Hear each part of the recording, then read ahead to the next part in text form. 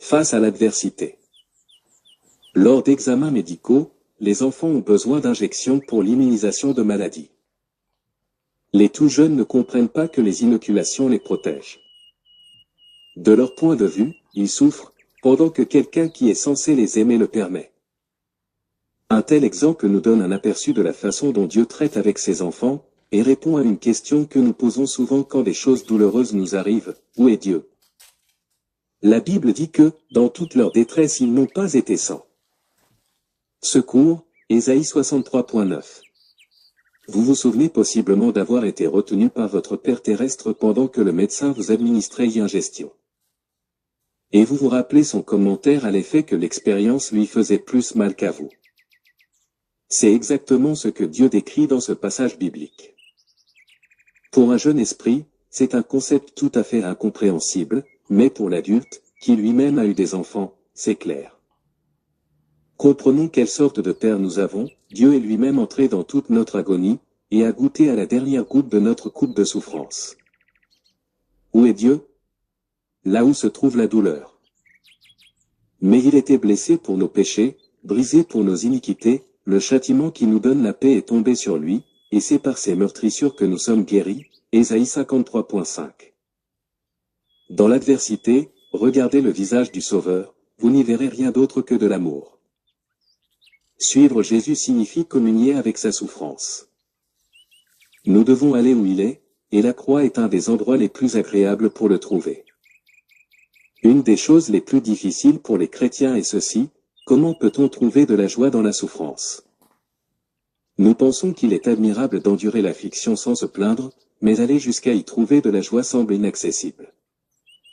Cependant, Jacques dit de « regarder comme un sujet de joie complète les diverses épreuves auxquelles vous pouvez être exposés » Jacques 1.2. Et Pierre ajoute « réjouissez-vous, au contraire, de la part que vous avez aux souffrances de Christ » 1 Pierre 4.13. Jésus avait ceci à dire sur la persécution endurée pour lui: « Réjouissez-vous et soyez dans l'allégresse, parce que votre récompense sera grande dans les cieux » Matthieu 5.12. Mais que veut dire tout cela? Paul offre un indice en Philippiens 3.10 où il parle de la communion de ses souffrances. Nous désirons tous connaître la puissance de la résurrection de Jésus, la beauté de sa grâce, et les choses de cette nature, mais l'apôtre aspire à plus que cela. L'objectif de Paul est de connaître Christ, et de le connaître parfaitement. Si le Seigneur est un homme de douleur et familier avec le chagrin, alors comment pouvons-nous le connaître tout en faisant fi de ses attributs? Perçues comme des fenêtres ouvertes sur le cœur de notre Seigneur, les épreuves deviennent comme des amis à inviter plutôt que des ennemis à éviter. Et quand nous les ouvrons, ces fenêtres deviennent des portes qui offrent un accès à la grâce de Jésus et à la communion qui résulte de partager ses souffrances. Ces dernières creuseront un vaste réservoir en nous que la joie du Seigneur peut remplir. Face à l'adversité ou à l'épreuve, la plupart des chrétiens demandent immédiatement: pourquoi cela m'arrive-t-il, ou qu'est-ce que Dieu essaie de me dire? Par ailleurs, d'autres chrétiens pensent que de telles questions sont inappropriées. Ils estiment être réellement spirituels quand ils souffrent en silence ou pensent des choses comme « Dieu sait ce qu'il fait ». Dieu n'a pas à m'expliquer quoi que ce soit. Il est vrai que Dieu sait ce qu'il fait et qu'il ne nous doit aucune explication, mais la Bible dit aussi de considérer nos voies au jour de malheur, Ecclésiaste 7.14. Cet exercice est nécessaire, car l'Écriture dit que « la malédiction sans cause n'a point d'effet » Proverbe 26.2.